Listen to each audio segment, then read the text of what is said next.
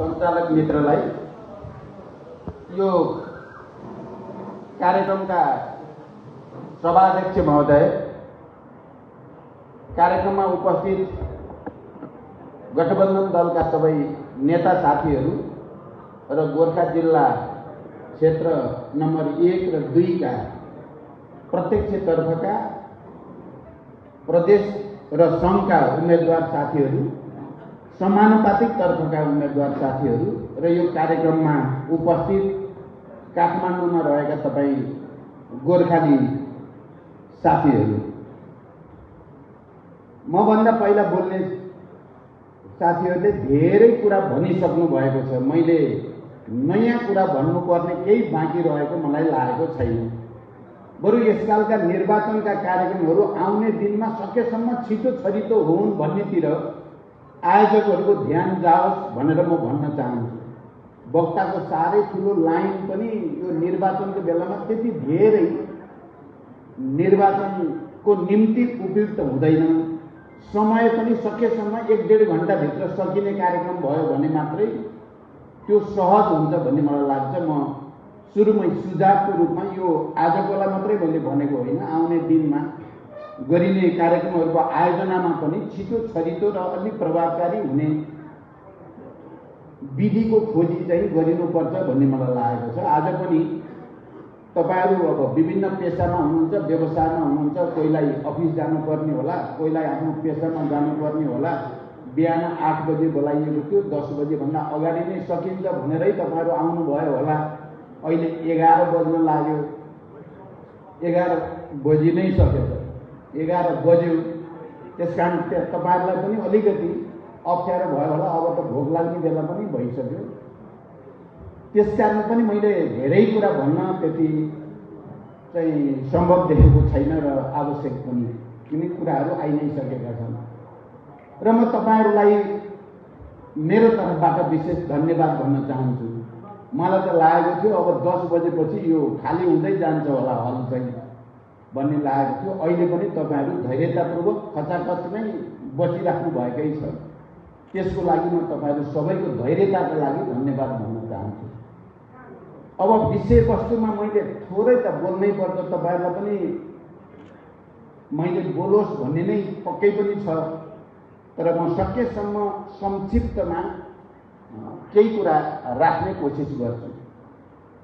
म यसपटकको निर्वाचनमा संविधान सभाबाट संविधान घोषणा भएपछिको दोस्रो चरणको निर्वाचन प्रक्रियाको सङ्घको निर्वाचनको सन्दर्भमा गोर्खा जिल्लाको क्षेत्र नम्बर 2 बाट उम्मेदवारी दर्ता गराएको छु र मेरो गोर्खा आगमनलाई मैले आफैले एउटा ठुलो चुनौतीको रूपमा र एउटा ठुलो अवसरको रूपमा बुझेको छु।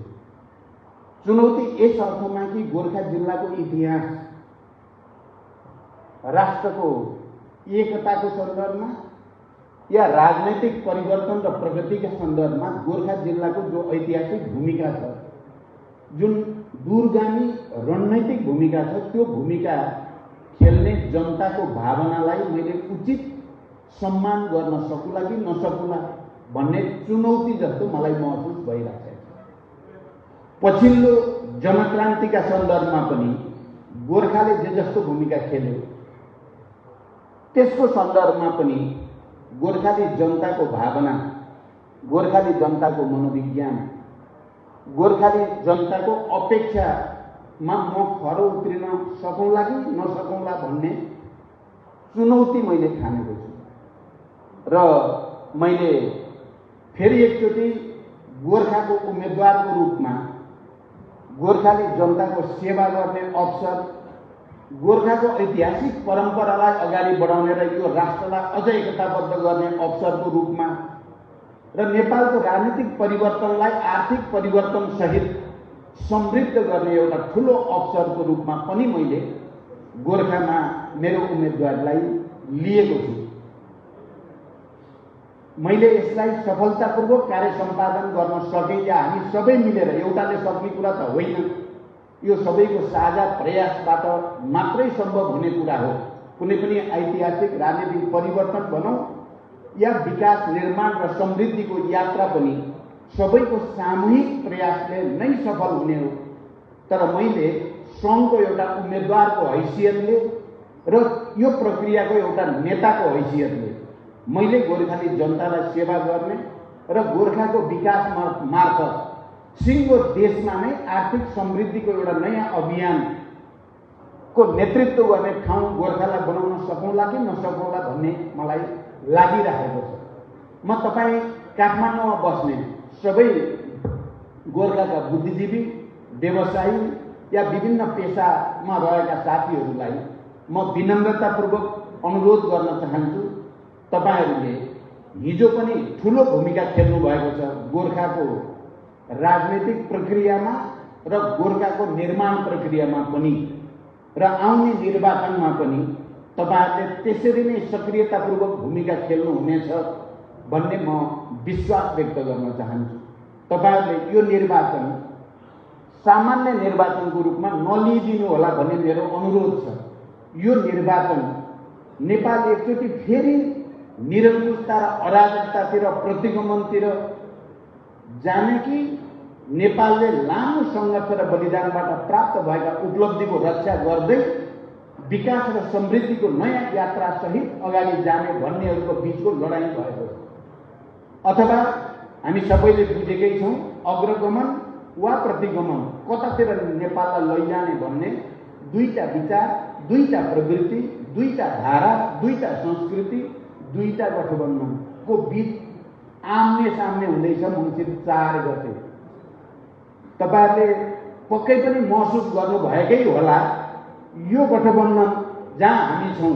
तपाईँ हेर्नुभयो भने 12 बुँदे समझदारी हुँदै विस्तृत शान्ति सम्झौता तत्कालीन प्रधानमन्त्री, नेपाली काङ्ग्रेसका सभापति र 7 राजनीतिक दलको तर्फबाट गिरिजाप्रसाद कोइरालाले र तत्कालीन नेकपा माओवादीको तर्फबाट मैले हस्ताक्षर गरेपछि नेपाल जुन राजनैतिक प्रक्रियाभित्र प्रवेश गर्यो, जुन नयाँ सिस्टम बडो दूरगामी युगान्तकारी महत्त्व राख्ने, किनकि राजतन्त्रको ठाउँमा गणतन्त्र, एकात्मकताको ठाउँमा सङ्घात्मकता, समावेशी समानुपातिक महिला, दलित, आदिवासी जनजाति, मधेसी, मुस्लिम, मजदुर, किसान सबैका अधिकारहरूलाई कुनै न कुनै रूपले सम्बोधन गर्ने गरी जुन राजनीतिक प्रक्रियाको सुरुवात गरिएको छ यो दूरगामी हो र यो गुणात्मक प्रकृतिको हो भन्ने कुरा मलाई लाग्छ तपाईँ हामी सबैले महसुस गरेकै छौँ।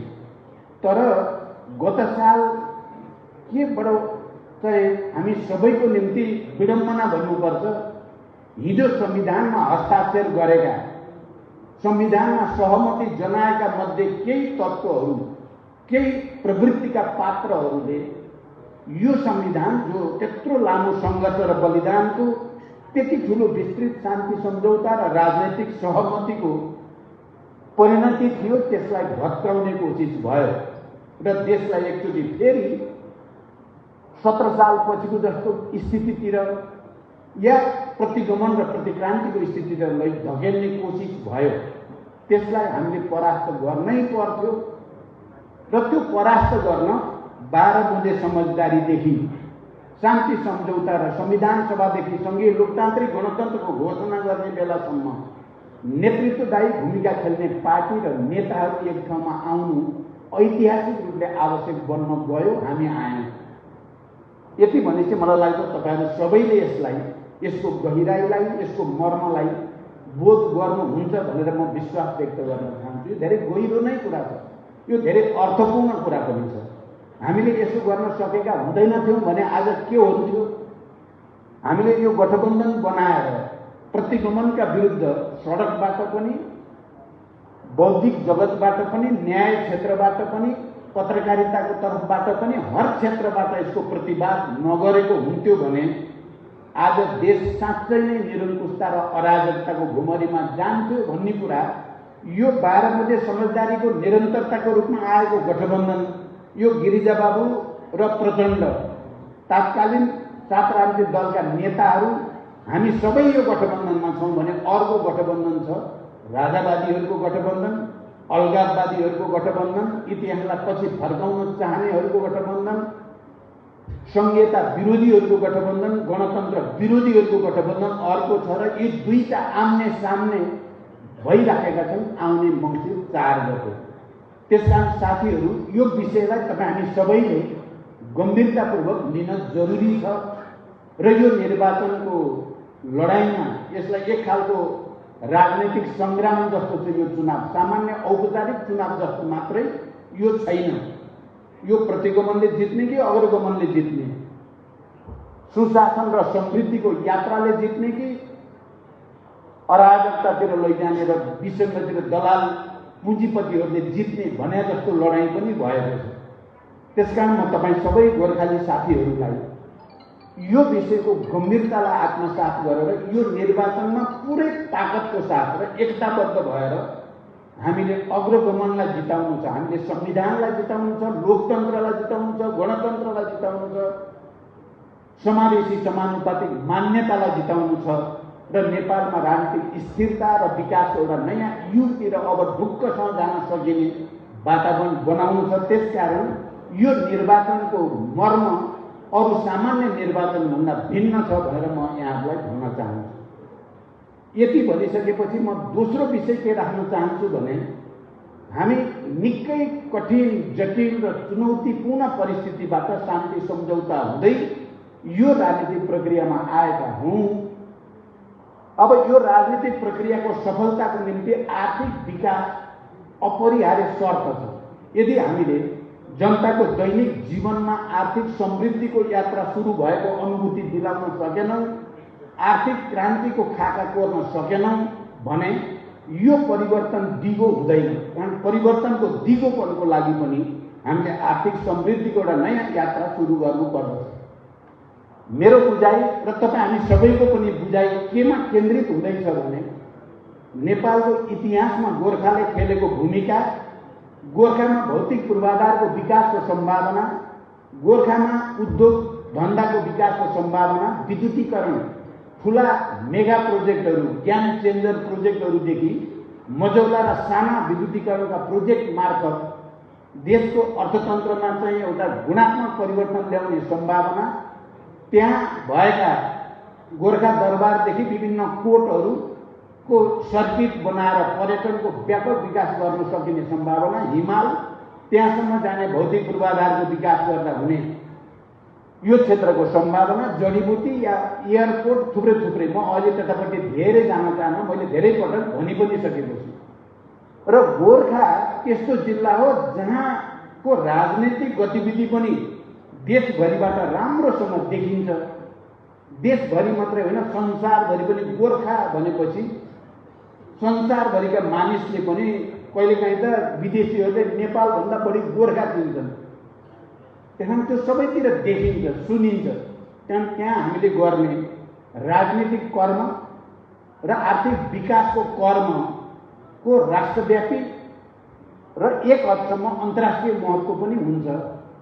त्यसकारण म एउटा सपना बोकेर गोर्खाली जनताको बिचमा, तपाईँहरूको बिचमा मैले एकपटक जानुपर्छ भन्ने उद्देश्यका साथ एउटा सङ्कल्पसहित आएको छु र मलाई विश्वास छ हामी सबै एक भयौँ भने हामीले एउटा आर्थिक विकास र समृद्धिको नयाँ क्रान्ति गोर्खाबाट सुरु गर्न सकिन्छ। र गोर्खाबाट सुरु गरियो भने त्यो गोर्खाको मात्रै हुने छैन, त्यो सिँगै नेपालको आर्थिक विकासको एउटा महाअभियानको थालनी पनि हुनेछ। यो उद्देश्य र सङ्कल्पसहित गोर्खामा आएको र त्यो गोर्खाली जनताप्रतिको जिम्मेवारी र हामी आफै पनि गोर्खामा विगतमा खेलेका भूमिकाहरूको स्मरण गर्दै गोर्खाली जनताले हामीलाई लगाएको ऋण तिर्ने उद्देश्यको साथ, एकचोटि सेवा गर्ने उद्देश्यको साथ आएको छु। म दोस्रो यो कुरामा यहाँहरू सबैको ध्यान आकर्षण गर्न चाहन्छु, व्याख्या मैले बढी अहिले गरिनँ। तेस्रो, शान्ति प्रक्रिया आफैमा एउटा युगान्तकारी काम हो भन्ने कुरामा त अब कसैको दुई मत छैन। यहाँ अघि सुरेन्द्र पाण्डेजीले पनि विस्तृत शान्ति सम्झौताको मर्म के हो भनेर यहाँ राख्नुभयो, अरू साथीहरूले पनि राख्नुभयो। पक्कै पनि विस्तृत शान्ति सम्झौता त्यस्तो सम्झौता हो जसले नेपालको राजनीतिक मानचित्र बदलिदियो। खालि थोरै जोड घटाउ मात्रै गरेको होइन विस्तृत शान्ति सम्झौताले। द्वन्द्वलाई शान्तिमा ल्याउने मात्रै काम गरेको होइन, यसले युगान्तकारी राजनीतिक परिवर्तनको एउटा नयाँ म्याप, राजनीतिक पोलिटिकल म्याप तयार पार्यो विस्तृत शान्ति सम्झौताले। अहिले गिरिजा बाबु हुनुहुन्न। साँच्चै सम्झौता भनेको युद्ध र पक्षको बीचमै हुने कुरा हो। म तपाईँ सबै गोर्खाली साथीहरूलाई गम्भीरतापूर्वक के ध्यानाकर्षण गराउन चाहन्छु भने दुनियाँमा चाहे पहिलो विश्वयुद्ध होस्, चाहे दोस्रो विश्वयुद्ध होस्, या दुनियाँका प्रत्येक देशमा भएका द्वन्द्व युद्धका घटनाक्रम तपाईँ हेर्दै जानुभयो भने या त एउटाले पुरै जित्छ, एउटा पुरै पराजित हुन्छ, या दुईटाको शक्ति सन्तुलन यस्तोसँग हुन्छ कि ती सम्झौतामा जान्छ। धेरै जसो सम्झौतामा जाने गरेका छन्। केही मात्रै अपवाद मात्रै एउटाले पुरै जित्ने अर्कोले पुरै हार्ने भएका घटना देखिन्छन्। धेरै जसो सम्झौतामै गएका छन्। पहिलो विश्वयुद्ध लिग अफ नेसनको सम्झौतामा समापन भयो। दोस्रो विश्वयुद्ध युनाइटेड नेसन बनाउने सम्झौतामा गएर त्यो टुङ्गियो। त्यसमा सम्झौता हुने युद्ध र पक्षकै बिचमा हो। फेरि नेपाली कङ्ग्रेस र माओवादी केन्द्र नै आम्ने सामने थिए र सम्झौता नेपाली कङ्ग्रेस र माओवादीको बिचमै हुनुपर्थ्यो। अरूसँग भएको सम्झौताको केही पनि अर्थ हुँदैन। त्यसले देशलाई, लोकतन्त्रलाई, शान्तिलाई कुनै योगदान गर्न सक्दैन। जो आम्ने सामने भएर सङ्घर्ष गरे उनीहरूको बिचमा नै सम्झौता हुने हो। हुनुपर्ने गिरिजाप्रसाद कोइराला र प्रचण्डको बिचमै थियो। त्यो भएर मात्रै देशले शान्ति प्राप्त गर्थ्यो, देशले राजनीतिक परिवर्तन प्राप्त गर्थ्यो। र फेरि त्यसरी सहमति र सम्झौता भइसकेपछि इमान्दारिता साथ त्यसलाई कार्यान्वयन गर्ने र त्यसलाई समाजको विकासको निम्ति, राष्ट्रको एकताको निम्ति, जनताको जीवनमा सकारात्मक परिवर्तन ल्याउनको निम्ति प्रयोग गर्ने दायित्व राजनीतिक नेतृत्व र सबै सचेत नागरिकको हुन आउँछ। हामी अहिले त्यही जिम्मेवारी पुरा गर्दैछौँ। म के भन्न चाहन्छु भने साँच्चै विस्तृत शान्ति सम्झौताको तयारी गर्दै गर्दा र त्यसमा हस्ताक्षर गर्दै गर्दा नेपाली कङ्ग्रेस र माओवादी केन्द्रको सम्बन्ध नेतृत्व तहमा यति हार्दिक बन्दै गयो, यति सुमधुर बन्दै गयो कि मैले गिरिजाप्रसाद कोइरालालाई एउटा राष्ट्रको अभिभावकको रूपमा सम्मान गर्ने, हृदयदेखि मैले अभिभावक भनेर धेरैचोटि भने पनि त्यो रूपमा र उहाँले पनि प्रचण्डलाई एउटा राम्रो सहयात्री भेटिएको र आफू वृद्ध अवस्थामा भए पनि नेपाललाई यो शान्ति सम्झौता अनुसार लानको लागि अर्को हस्ताक्षरकर्ता बाँकी छ, तपाईँले लानुपर्छ भनेर उहाँले झन्डै मृत्युशय्याबाट भन्ने ठाउँसम्म गिरिजाप्रसाद कोइराला पुग्ने भनेको सानो कुरा हो। म तपाईँ सबै साथीहरूलाई लामो व्याख्या गर्न सम्भव छैन, विचार गर्नु होला। मैले राष्ट्रिय अभिभावक भनेर गिरिजाप्रसादलाई सम्मान गर्ने म धेरै कार्यक्रममा बोलेको छु र गिरिजा बाबुले आफूसँगै शान्ति र लोकतन्त्रको निम्ति हस्ताक्षर गर्ने, संविधान सभा र गणतन्त्रको निम्ति हस्ताक्षर गर्ने प्रचण्डलाई तपाईँ हुनुहुन्छ म ढुक्क छु भन्ने ठाउँमा पुर्याएको कुरालाई तपाईँले के गिरिजा बाबुको गल्ती कमजोरी भन्न सक्नुहुन्छ र पक्कै पनि भन्नुहुन्न, अनि प्रचण्डको गल्ती कमजोरी भन्न सक्नुहुन्छ र पक्कै पनि भन्न सक्नुहुन्न। यो राष्ट्रको आवश्यकता थियो, इतिहासको आवश्यकता थियो, जनताको आवश्यकता थियो, लोकतन्त्रको आवश्यकता थियो र त्यसमा लिडरसिपको नाताले जनभावना अनुसार, राष्ट्रको आवश्यकता अनुसार हामीले काम गर्यौँ। त्यसकारण यो परिस्थिति सिर्जना भयो। यो विषयलाई तपाईँ गोर्खाका सबै बुद्धिजीवी साथीहरूसँग, सबै राजनीतिक रूपले सचेत साथीहरूसँग विशेष रूपले विचार गर्नु। अहिले पनि फेरि पुरानै चिजहरूलाई सम्झेर पुरानोतिर फर्किने होइन, अगाडितिर बढ्ने, भूतबाट शिक्षा लिने हो, वर्तमानमा सही काम गर्ने र भविष्यतिर हेर्ने हो, भविष्य उज्जवल बनाउनको निम्ति मेहनत गर्ने हो। त्यसरी हेर्न र त्यसरी आत्मसात गर्न म तपाईँहरूलाई अनुरोध गर्न चाहन्छु। मैले भन्ने तेस्रो पोइन्ट यो छ। चौथो पोइन्ट, म गोर्खामा उम्मेदवार हुँदै गर्दा मैले सुरेन्द्र पाण्डेजीसँग नि भनेको छु, मैले राजेन्द्र बजगाईजीसँग नि भनेको छु, कमलाजीसँग नि अस्ति कुराकानी भयो, मैले के भने पटक पटक भनेको छु र म भेट्दैछु, मैले गोर्खामा माओवादी आन्दोलनका दौरानमा या द्वन्द्वको क्रममा पीडामा परेका कांग्रेसका परिवार, क्षति बेहोरेका ठुलो पीडा भएका परिवारलाई म पहिला भेट्न चाहन्छु, उहाँहरूको कुरा सुन्न चाहन्छु र उहाँहरूको पीडामा मैले कति सक्छु मलमपट्टि लगाउन चाहन्छु भनेर मैले भनिराखेको छु। माओवादी केन्द्रकालाई त मैले भेटेकै छु, भेट्छु नै, तर मैले आवश्यक र महत्त्व ठानेको छु नेपाली कांग्रेसका पीडित परिवारहरूलाई भेटेर यो शान्ति सम्झौताको के अर्थ थियो, यो कसरी हुन आइपुग्यो, संविधान सभा इत्यादि इत्यादि सबै कुरा र हामीले शान्ति प्रक्रियाका बाँकी काम टुङ्ग्याउनको निम्ति हामी सबैले के भूमिका खेल्नु पर्दछ भन्ने बारेमा उहाँहरूको कुरा पनि मैले सुन्न चाहेको छु र मेरो कुरा पनि मैले गिरिजा बाबु समेतको भावनालाई कदर गर्दै म उहाँहरूसँग कुरा गर्न चाहन्छु। मैले आज यो कार्यक्रम मार्फत गोर्खाका सबै गठबन्धनका नेता साथीहरूलाई पनि यो कुराको मर्मलाई आत्मसात गरेर त्यस्तो वातावरण बनाउन सहयोग गर्न अनुरोध गर्न चाहन्छु। शान्ति सम्झौताको एउटा जीवित हस्ताक्षरकर्ता हुनुको नाताले मलाई के कुरा गहिरो गरी हेक्का छ भने मैले हिजो युद्धको बेलामा, द्वन्द्वको बेलामा चाहे नेपाली कांग्रेस या माओवादी केन्द्र या नेपाली सेना या सशस्त्र प्रहरी या प्रहरी जो कोही पनि त्यसबाट चाहिँ पीडित भएका छन् ती सबैलाई राज्यको तर्फबाट र राजनीतिक नेतृत्वको तर्फबाट समान रूपले सम्मान गरिनुपर्दछ, समान रूपले परिपूरण दिइनुपर्दछ। ती पीडित परिवारहरूलाई राज्यले समान रूपले उनका बालबच्चाहरूको पढाइ लेखाइदेखि रोजगारीदेखि सबै विषयमा समान रूपले जानुपर्छ भनेर हामीले निर्णय गरेका छौँ।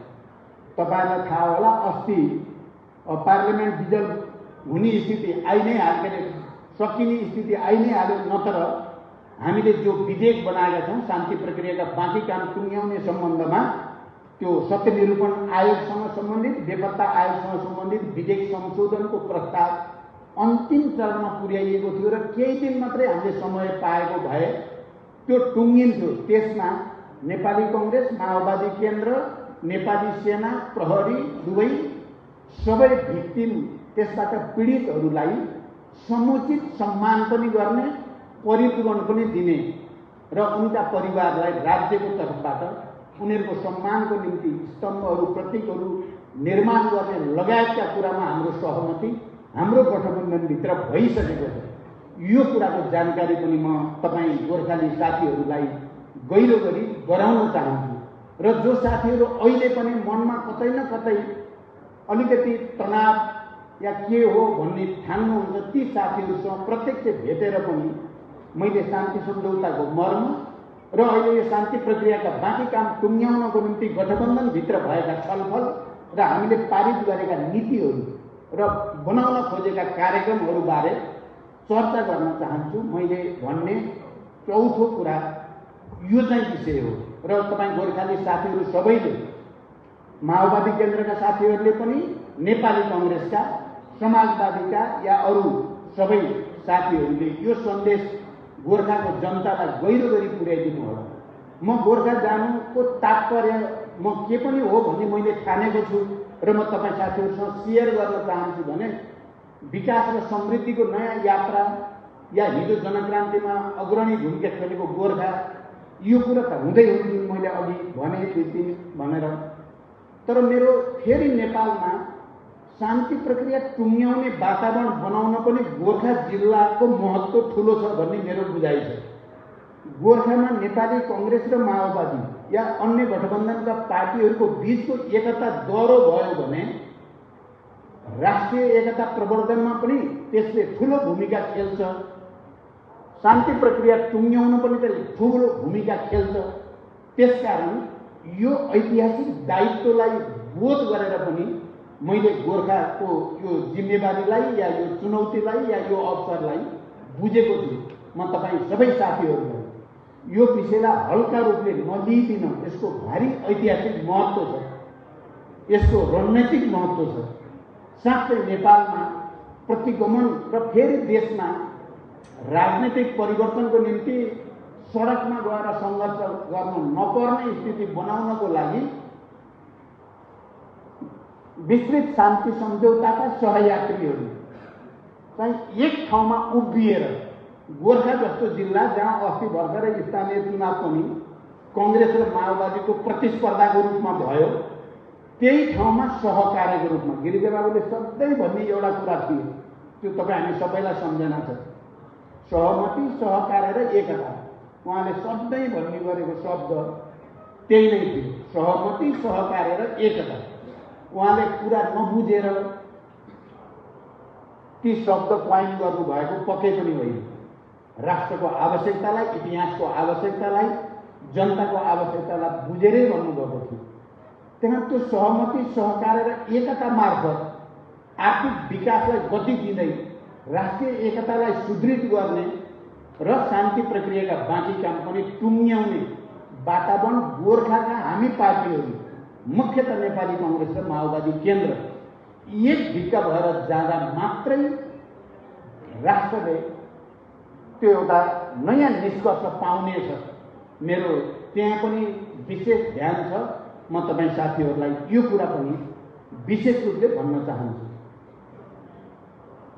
र त्यसो गरिसकेपछि अहिलेको निर्वाचनको क्रममा हामीले गोर्खामा पूर्वाधार विकासको म अस्ति 2 दिन हिँडेँ। झन्डै 44वटा कार्यक्रम हामी गठबन्धन दलका नेताहरू हिँडेर सम्पन्न गऱ्यौँ। तत्काल जनताले खोज्ने के रहेछ भन्ने मलाई थाहा भयो। सबैले चाहिँ सडक सञ्जाल चाहिँ कालोपत्रे होस् भन्ने कुरा पहिलो छ जनताको। त्यो हामी 44 ठाउँमा घुम्दाखेरि जनताको पहिलो चाहिँ बाटो राम्रो बन्नु पर्यो भन्नेबाट सुरु हुन्छ। त्यसपछि अरू ठुला विकासका परियोजनाहरू समयमा सम्पन्न हुन्। सडक सञ्जालले पुरै गोर्खालाई एक ठाउँमा केन्द्रित गरोस्। शिक्षा, स्वास्थ्य, रोजगारी सृष्टिका परियोजनाहरू अगाडि आउन्। अस्पताल, आँपीगोल अस्पताल, गोर्खा अस्पताल जोडेर मेडिकल कलेज अथवा त्यस्तो केही बनाउन सकिन्छ त्यता जाओस् ध्यान।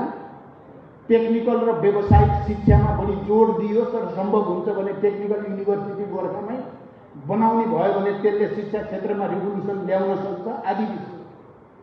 यी सबै विषयहरू पनि त्यहाँ केन्द्रित छन्। तर यसको निम्ति म के भनेर अब टुङ्ग्याउन चाहन्छु भने यसको निम्ति गोर्खाको राजनीतिक दलहरू एक ढिक्का हुनु जरुरी छ। गोर्खाली जनताहरूलाई तपाईँ हामी सबै मिलेर मेहनत गरेर गोर्खाली जनताको भरोसा र विश्वासलाई एक ठाउँमा केन्द्रित गर्न जरुरी छ। यो चुनावमा हाम्रा 6वटा उम्मेदवार या समानुपातिकतिर सामान्य जित हासिल गरेर त्यो हाम्रो लक्ष्य र अपेक्षा पूरा हुँदैन।